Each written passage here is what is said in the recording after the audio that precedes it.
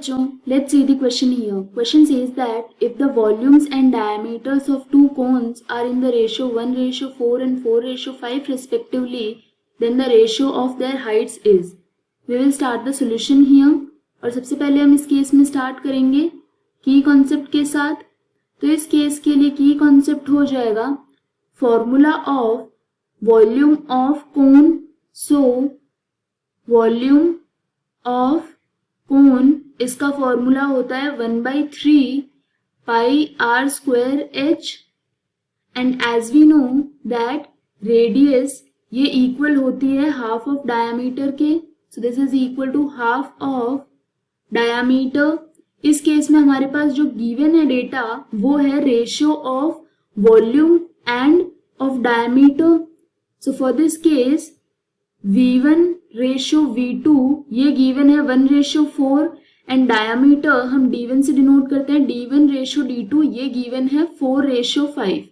अगर यदि डायामीटर का रेशियो 4:5 है सो उनकी रेडियस का रेशियो भी सेम होगा because radius is half only.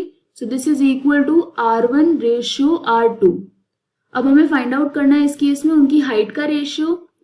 So for this case volume for first cone ये हो जाएगी 1/3 pi R1 square multiplied by H1 divided by 1/3 multiplied by pi R2 whole square multiplied by H2. So this will be equal to 1:4. यहाँ पे R denote कर रहा है radius को और H डिनोट कर रहा है हाइट को. वहीं पे D डिनोट कर रहा है डायामीटर को. सो D in this case this denotes diameter of cone. So from this we can say 1/3 pi से 1/3 pi cancel out हो जाएगा एंड यहाँ पे हो जाएगा R1 ratio R2 whole square multiplied by H1 ratio H2 ये हो जाएगा equal to 1/4. R1 ratio R2 ये है 4/5.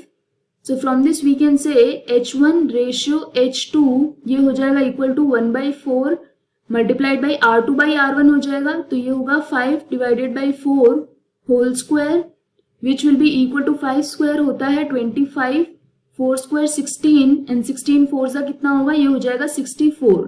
That means for this case ratio of their height ये हो जाएगा ratio 25:64 which is option be in this case. This is the final answer. I hope you understood the explanation. All the best.